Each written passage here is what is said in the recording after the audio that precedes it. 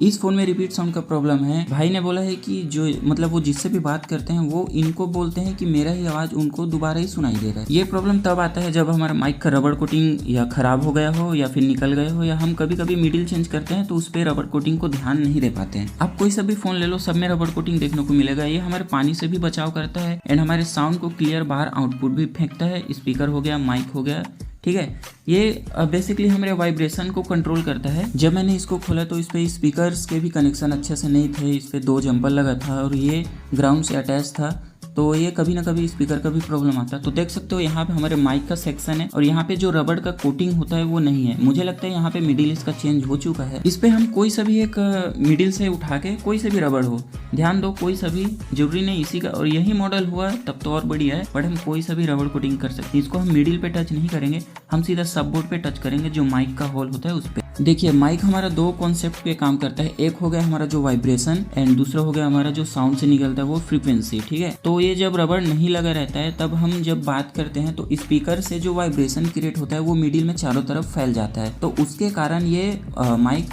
उसी साउंड को कैप्चर करके रिपीट भेजने लगता है। इसी तरह हमारे स्पीकर में भी होता है, जब रबड़ हट जाता है तब हमारा जो स्पीकर है वो आउटपुट तो देता है अच्छे से, बट जो बेस क्रिएट होना चाहिए या ट्विटर अच्छे से क्रिएट होना चाहिए वो हो नहीं पाता। उसका जो फ्रीक्वेंसी है वो फैलने लगता है, इसके कारण हमारा साउंड का आवाज थोड़ा फटा फटा सा आता है। इस प्रॉब्लम में माइक चेंज करने से भी हो जाता है, क्योंकि माइक जब हम चेंज करते हैं, जब जंपर वगैरह लगाते हैं, तब ये सब बोर्ड से थोड़ा सा ऊपर हो जाता है टेपिंग के कारण, तो वाइब्रेशन इसको कैप्चर नहीं कर पाता, तो हो जाता है। लेकिन जब ओरिजिनल माइक है तो क्यों चेंज करें। चलिए हमारा सब काम कंप्लीट हो गया। जो स्पीकर का एक लाइन ब्रेक था उसको भी मैंने अच्छे से कैप्चर करके जंपर कर लिया एंड हमारा जो माइक का प्रॉब्लम है वो भी हमारा सॉल्व 100% हो जाएगा।